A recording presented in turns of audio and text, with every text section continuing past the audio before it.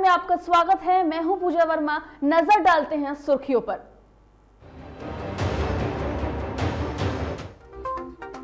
6 जुलाई के बाद खुल सकते हैं शिक्षण संस्थान। शिक्षा मंत्री विजय चौधरी ने ट्वीट कर दी जानकारी। पटना के सातिर चोरों ने बीजेपी सांसद साक्षी महाराज के अकाउंट से उड़ाए 1 लाख रुपए। दिल्ली पुलिस ने दोनों आरोपियों को पटना से किया गिरफ्तार। बिहार के सभी जिलों में 100 के पार पहुंचा पेट्रोल का दाम। 15 दिनों से 100 का आंकड़ा हुआ पार। मौसम विभाग ने जारी किया तत्कालिक अलर्ट। बिहार के कई जिलों में वज्रपात और बारिश की संभावना।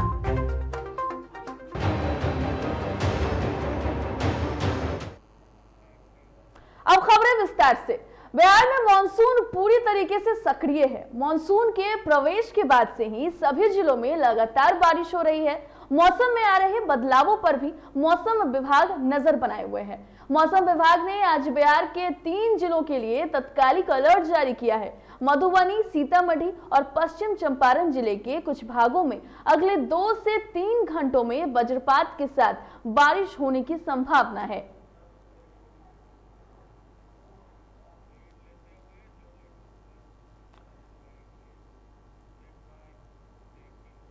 तो बिहार में मानसून अब पूरी तरीके से सक्रिय है। हालांकि बीच में 2-3 दिनों की राहत लोगों को जरूर मिली थी, लेकिन एक बार फिर से मानसून ने रुख बदल लिया है और लगातार जो है वो बारिश हो रही है और मौसम विभाग ने भी इसको लेकर अलर्ट जारी कर दिया है। हमारे साथ इस खबर पर ज्यादा जानकारी के लिए उत्कर्ष जुड़ गए हैं। उत्कर्ष, आपसे जानना चाहेंगे कि मौसम ने 2 दिनों की राहत दी थी, लेकिन फिर से मौसम का जो बदलाव है वो बिहार वासियों को झेलना पड़ रहा है।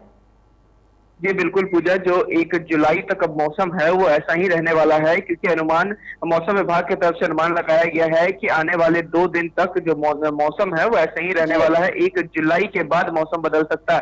हालांकि बीते 2 दिन पहले तक मौसम जरूर सामान्य था, लेकिन जब अब जो मानसून है वो एक्टिव हो चुका है और इसको लेकर बिहार के 3 ऐसे जिले हैं, सीतामढ़ी है, पूर्वी चंपारण है और जिले हैं जहां पर मौसम विभाग ने अलर्ट जारी किया है और कहा है कि 11 बजे तक हल्की बारिश के साथ वज्रपात हो सकता है। एक तरफ सरकार जरूर कह रही है कि बारिश का जो पानी है वो जरूर बिहार राजधानी पटना से निकाला जा सकता है, लेकिन दूसरी तरफ जो मौसम विभाग और जो बारिश वज्रपात हो रही है उसको देखकर ऐसा जरूर नहीं लग रहा है कि जो बिहार की स्थिति अब ठीक होने वाली है। पूजा, उत्कर्ष, जिस तरीके से जल जमाव की समस्या जो कहले बिहार में काफी ज्यादा है, इसको लेकर के प्रशासन के दावों के बाद भी लोगों को इसको लेकर परेशानी काफी हो रही है।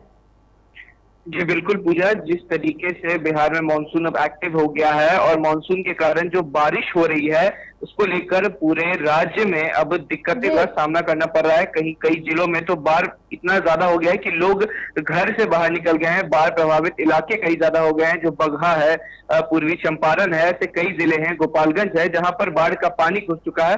वहीं राजधानी पटना में जब 2 घंटे की 3 घंटे की बारिश होती है तो नगर निगम का पुल जरूर खुल जाता है, क्योंकि जो बारिश हो जाती है तो विधानमंडल हो, चाहे वीवीआईपी एरिया हो, चाहे उप मुख्यमंत्री का घर ही क्यों ना हो, वो सारे डूब जाते हैं। और दूसरी तरफ जो बिहार सरकार के मंत्री हैं वो जरूर ये कहते हैं कि हमने 4 से 6 घंटे नहीं, करीब 8 से 10 घंटे की बात कही थी, उसके बाद पानी यहाँ से निकासी की जा सकती है।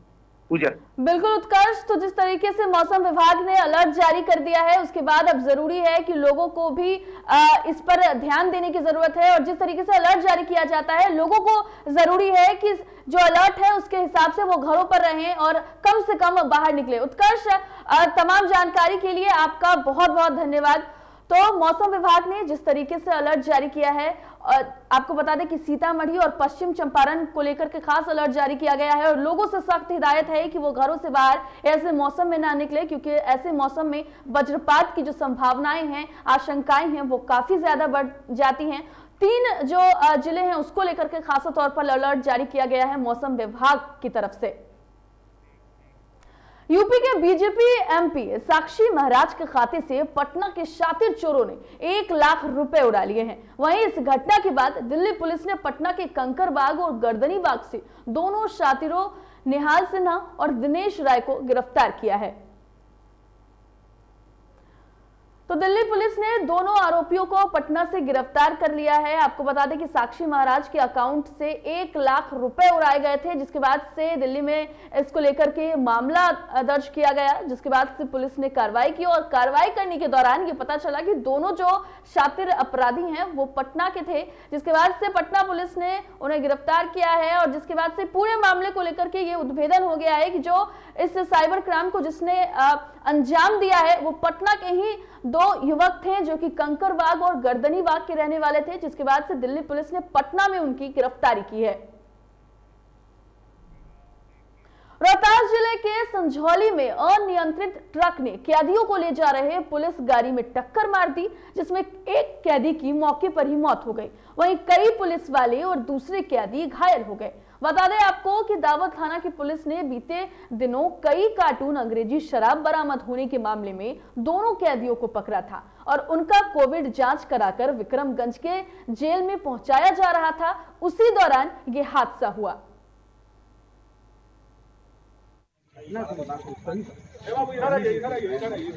हमको सर नहीं, आप ही लोग बोलेंगे, राजपूत खड़ा उनसे बात कर लीजिए, आप ही तो बोल रहे हैं। कटिहार में चावल व्यवसायी से 7,75,000 की लूट की वारदात को अंजाम दिया गया। बंदूक के बल पर अपराधियों ने चावल व्यवसायी से लूट की है। बता दें कि मुफस्सिल थाना क्षेत्र के हफलगंज उदमा रेखा के पास व्यवसायी ने 2 मोटरसाइकिल सवार अपराधियों ने बंदूक के बल पर लूट की वारदात को अंजाम दिया। वहाँ पर हमारे लिए दूसरा सामान पीछे से आके मेरा मोटरसाइकिल जो है रोक लिया, पीछे से छटा दिया गाड़ी। किधर पल्सर हम लोग कटिहार की तरफ जा रहे हैं। उसके बाद आगे से घेर लिया और हाँ उतर के एक आदमी हमको कनपट्टी में सटा दिया और बोलता चाबी खींच लिया। उसके बाद डिक्की खोलने लगा, डिक्की खोल के झोला में पैसा तो निकाल लिया। उसके बाद इसको सटाया तो बोला तुम क्या देखते हैं। लखीसराय में जमीनी विवाद को लेकर एक शख्स की हत्या कर दी गई, जबकि इस घटना में 5 लोग गंभीर रूप से जख्मी हैं। बताया जा रहा है कि श्रवण महतो अपने 5 बेटों के साथ जमीन जोतने के लिए आहर के पास पहुंचा था, जहां पहले से घात लगाए हथियार बंद अपराधियों ने उन पर हमला कर दिया। फिलहाल घायलों का इलाज जारी है। मामले में अब तक 4 लोगों को गिरफ्तार किया गया है। पुलिस ने कहा है कि जांच के साथ आगे की कार्रवाई भी की जाएगी।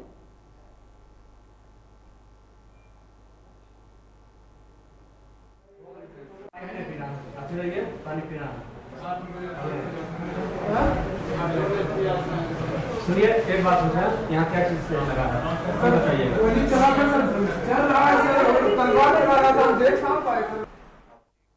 रोहतास के बवनी गांव में उस वक्त अफरा तफरी मच गई जब एक बकायेदार ने दुकानदार के चाचा को गोली मार दी।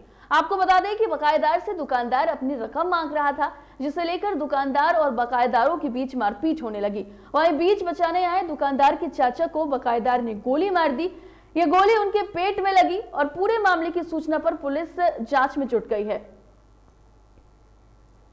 तो दुकानदार के चाचा को बकायेदार ने गोली मार दी है। दरअसल बीच बचाव करने दुकानदार के चाचा वहां पर पहुंचे थे, जिसके बाद से बकायेदार ने गोली मार दी है और घायल को अस्पताल में ले जाया गया।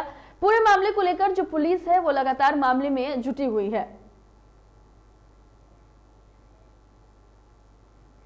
लखीसराय जिले के केविया थाना में एक युवक ने फांसी लगाकर आत्महत्या कर ली। बता दें आपको कि निवासी अधिवक्ता राजेंद्र कुमार चौरसिया का नाती प्रेमराज अपने कोचिंग संस्थान का पोस्टर चिपकाकर आया था, जो घर पहुंचा और थोड़ी देर बाद घर में फांसी लगाकर मौत को गले लगा लिया।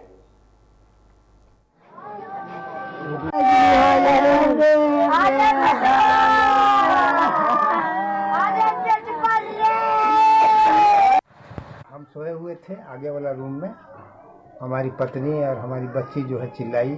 हम दौड़ के आए तो देखे कि मैंने उस समय तक के खोल दिया था गला से और उसको पकड़े हुए रो रही थी।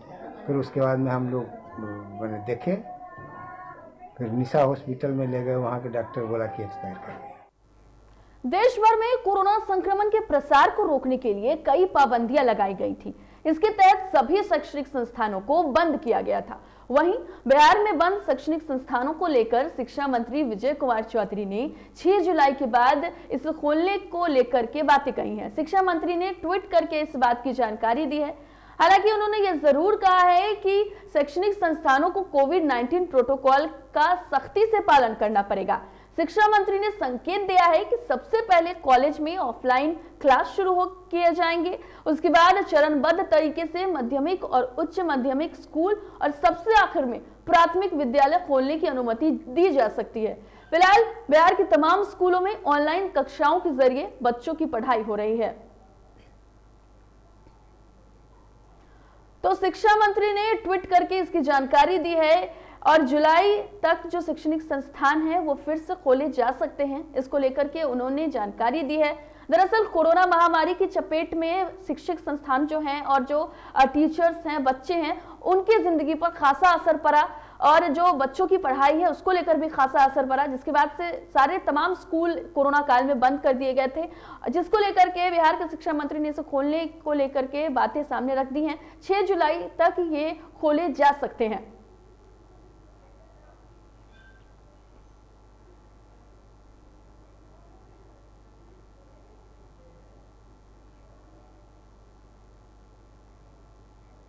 राज्य के सभी जिलों में पेट्रोल की कीमत 100 रुपए प्रति लीटर से अधिक हो गई है। रविवार को पेट्रोल की कीमत में 33 पैसे की वृद्धि के बाद एकमात्र बचे जिले बेगूसराय में पेट्रोल 100 रुपए के पार हो गया और 100 रुपए प्रति लीटर तक पहुंच गया, जिसके बाद से आपको बता दें कि महज 15 दिनों में राज्य के सभी जिलों में पेट्रोल की कीमत 100 रुपए प्रति लीटर तक पहुंच चुकी है। सबसे पहले 12 जून को किशनगंज और जमुई जिले में पेट्रोल 100 रुपए हुआ था। इसके बाद 14 जून को मुंगेर, भागलपुर, बेतिया, अररिया और भभुआ में पेट्रोल की कीमत ने शतक लगाया। 26 जून को पटना में पेट्रोल 100 रुपए प्रति लीटर का आंकड़ा छू लिया।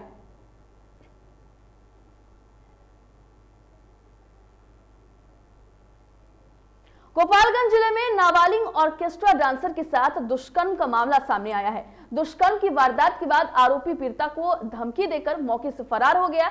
घटना मोहम्मदपुर के जोधर मोड़ की है। पीड़िता मोहम्मदपुर थाने से लेकर पीएचसी तक मेडिकल और न्याय की गुहार लगाती रही, लेकिन पुलिस ने उसका बयान दर्ज नहीं किया है। पुलिस ने उसे अकेले ही मेडिकल के लिए सदर अस्पताल जाने की बात कही। सदर अस्पताल में पीड़िता घंटों तक इधर उधर भटकती रही। मामला एसपी के संज्ञान में आने के बाद पीड़िता को महिला थाने बुलाया गया। यहां उनका बयान दर्ज किया गया है और पुलिस ने कुछ ही घंटों में आरोपी को अरेस्ट भी कर लिया। तो जाके सब यहाँ पे था, भैया लोग सब बोल रहे क्या होगा, तो बोल रहे सुबह आना, अभी कुछ नहीं कर सकते हम लोग। उसके बाद बोल रहे सुबह आना, नहीं तो मेडिकल चेक करा के आओ। थाना वाला बोला? हाँ। तो रात भर थाने में बैठे रही तुम लोग? नहीं, वहाँ पे बहुत टाइम तक बैठा था, उसके बाद यहाँ पे आए गोपालगंज हॉस्पिटल में आए। हाँ। तो अभी कोई मदद नहीं मिल रहा अभी कुछ? अभी तो हाँ अभी मिल रहा है। जिसने गलत काम किया था उसे पहचानती हो? उसे मैं नहीं पहचानती हूँ, बट उसे मतलब उसका शक्ल जानती हूँ कैसा। ओके। और ऑर्केस्ट्रा मालिक का क्या नाम है? ज्योति।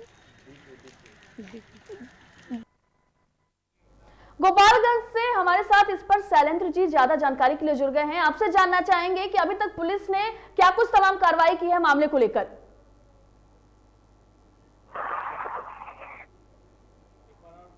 हेलो जी शैलेंद्र, आपसे जानना चाहेंगे कि पुलिस ने पूरे मामले को लेकर अभी तक क्या कुछ कार्रवाई की है। ये निश्चित एक सवाल फिर दोबारा सवाल पूरा कंफर्म नहीं हो पाया, आज कट क्या रहा है? जी आपसे जानना चाहेंगे कि पुलिस ने मामले को लेकर क्या कुछ पूरी कार्रवाई की है अभी तक। जी आपको ये बता दूं, ये मोहम्मदपुर का पूरा मामला है। मोहम्मदपुर का जो मामला है, यहाँ पे एक नृतंगिनी के साथ रात में कार्यक्रम करने गई थी, जहाँ पे उसको कितना दुष्कर्म का मामला सामने आया है। सबसे बड़ी मामला ये है कि यहाँ पे जो थाने में जो पीड़िता गई है, तो जो मोहम्मदपुर थाने में तैनात जो सिपाही है, जो कर्मी है, जैसा कि पीड़िता माना जाए तो उसके साथ ये बोला गया कि आप जाओ और खुद को अपना मेडिकल जांच करा के सब आना थाने में, जो कि एक बहुत ही अच्छी बात नहीं है। ये पुलिस के देर रात के समय और महिला है और वो भी यौन शोषण का शिकार भी है, उसके बाद उसके साथ इस तरह का व्यवहार किया जा रहा है। तो सरकार एक तरफ जहाँ महिलाओं की सुरक्षा की, तो कहाँ इस तरह की महिला की सुरक्षा की जाएगी? जी शैलेंद्र, तो बहुत बहुत धन्यवाद आपका तमाम जानकारी के लिए। अब बढ़ते हैं झारखंड की खबरों की ओर। पलामू जिले के पांकी प्रखंड स्थित मां नर्सिंग होम के कर्मियों की लापरवाही से एक महिला की जान चली गई। मृतका के पति के अनुसार अपनी पत्नी का प्रसव करवाने मां नर्सिंग होम गए थे, जहां नर्सिंग होम के कर्मियों के द्वारा उनकी पत्नी का ऑपरेशन कर प्रसव कराया गया, जिसके बाद से महिला की हालत लगातार बिगड़ने लगी। वहीं नर्सिंग होम के कर्मियों के द्वारा मध्य रात्रि में महिला को रेफर कर दिया गया, जिसके बाद महिला की रविवार की सुबह मौत हो गई। मामले की जानकारी होने के बाद से विधायक Kushwaha doctor Shashi Bhushan Mahto nursing home के संचालक पर कड़ी कार्रवाई और नर्सिंग होम को सील करने की मांग कर रहे हैं। इसने कर दिया, कोई पता था नहीं, और ऑपरेशन करने के बाद रेफर कर दिया बिना ये में साइन मोहर का ऐसे ही भेज दिया। सदर हॉस्पिटल भेज दिया, नहीं लिया कि इसलिए रेफर किया, वो नहीं था कि इसने ऑपरेशन किया, कहाँ से आ रहा कुछ नहीं, वो रांची भेज दिया। अब रोगी है सो रास्ते में मर गया, मर गई ये जच्चा मर गए, और इसके बाद ये बच्चा अभी भी सुरक्षित है। ये पैसा लेने के लिए छोटा ऑपरेशन, बड़ा ऑपरेशन, जो ऑपरेशन नहीं होना है सब ऑपरेशन कर देते हैं। मामला ये सर कि यहाँ पे ऑपरेशन हुआ था 13 मां नर्सिंग होम में। अच्छा, फिर उसके बाद क्या हुआ? उसके बाद सर ये तो ऑपरेशन करके तो बच्चा तो निकाल दिए। हाँ, ठीक है। और फिर ये पता नहीं, ये बोल रहे हैं कि फिर यहाँ से खून की कमी की वजह से जाना पड़ेगा, डालते हैं, रेफर कर दी। झारखंड के खूंटी के सीआरपीएफ 94 बटालियन के साथ मुठभेड़ हो गई है। इसके बाद से पीएलएफआई कमांडर अपने दोस्तों के साथ वहां से भागने में सफल रहा। वहीं मुठभेड़ करीब आधे घंटे तक चली और सर्च ऑपरेशन के दौरान पुलिस ने हथियार भी बरामद किया है। दरअसल सीमावर्ती क्षेत्र में पीएलएफआई के कुछ उग्रवादी के भ्रमणशील होने की सूचना मिली थी, जिसके बाद से चाईबासा जिला police, CRPF 94 battalion, CRPF 60 battalion, साथ ही झारखंड जुगवार के पुलिस पदाधिकारी और कर्मियों को मिलाकर एक संयुक्त अभियान संचालित किया गया। संयुक्त अभियान के दौरान उग्रवादियों के द्वारा सुरक्षा बलों पर फायरिंग की गई, जिसके जवाबी कार्रवाई में सुरक्षा बलों ने भी फायरिंग की, पर मौके से उग्रवादी भागने में सफल रहे।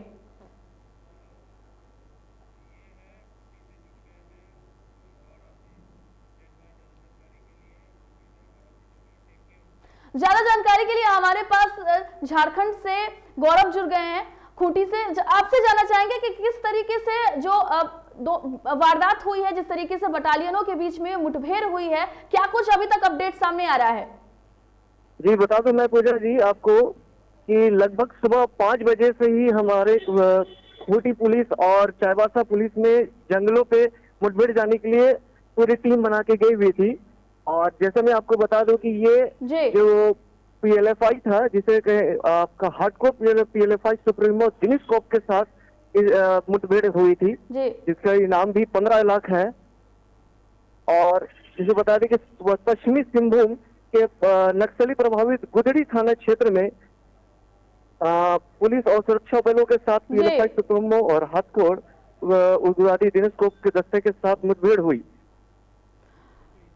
बिल्कुल, तो क्या किसी के जान की भी नुकसान हुई है? जी नहीं, वैसे कोई नुकसान नहीं हुई है। भारी मात्रा में विस्फोटक और मोबाइल फोन और हथियार बरामद किए गए हैं। जी गौरव, बहुत बहुत धन्यवाद आपका तमाम जानकारी के लिए। रांची के नलकोपे में पुलिस बल के साथ लोगों के दुर्व्यवहार करने का मामला सामने आया, जहां लॉकडाउन में खुले बाजारों को बंद करने गई पुलिस को ग्रामीणों का आक्रोश झेलना पड़ा। ग्रामीण लाठी डंडे लेकर पुलिस को धौंस दिखाने लगे और पुलिस बल के साथ दुर्व्यवहार करने लगे, जिसका वीडियो पुलिस ने बनाकर वायरल कर दिया। अरे झंझट काल कर रहे हो, बैठो ना संत, उसको जो बुझा से उसको बता दो, बोले दो उसको, बोले दो सब पकड़ा दो, गाड़ी बैक करो। फिलहाल खबरों में इतना ही। बने रहे डीटीवी भारत के साथ, मुझे दीजिए इजाजत, नमस्कार।